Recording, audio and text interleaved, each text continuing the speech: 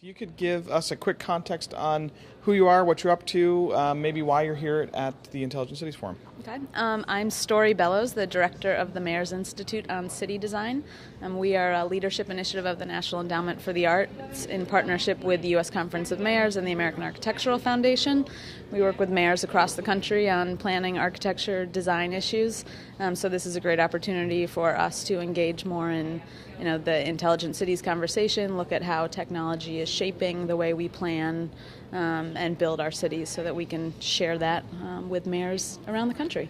So how excited are mayors right now about intelligent cities? And how do you gauge that level of excitement? Is there this is really amazing, we need to do this right now? Or is it, we're kind of looking at it, not quite sure? Or we've been doing this for years, we should teach you how we're doing it? I think it depends clearly on the mayor and on the city that we're dealing with. But I do think it's an issue that's really becoming much more prevalent in terms of a priority for mayors. They realize that, while there may be some initial upfront investments required to make their city smarter, more intelligent, I think you look at examples like New York and Chicago and Philly and LA in terms of how they're using data to manage their city, to save money. In this economic climate, anything that can potentially save money is something that mayors are going to be all over. And so I think this is something that looking at tools for saving money is one of the reasons that mayors are getting really engaged really quickly.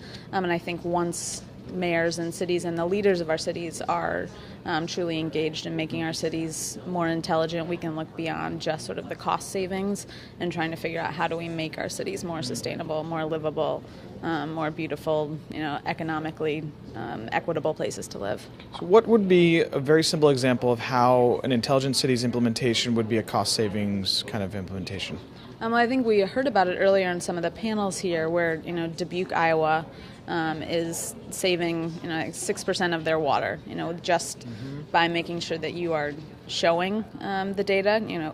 First, it's collecting the data and having that available. The second piece is making sure that you're communicating that effectively. And I think once that information is communicated, it can turn into behavioral change. And that's really the area that I think is sort of the first, low-hanging fruit that a lot of cities can take advantage of, is just making sure that their information is managed. Well, by that round of applause, that means the panels are back on, which means we're going down. So thank you so much, and I appreciate it. Absolutely. Thanks. Bye.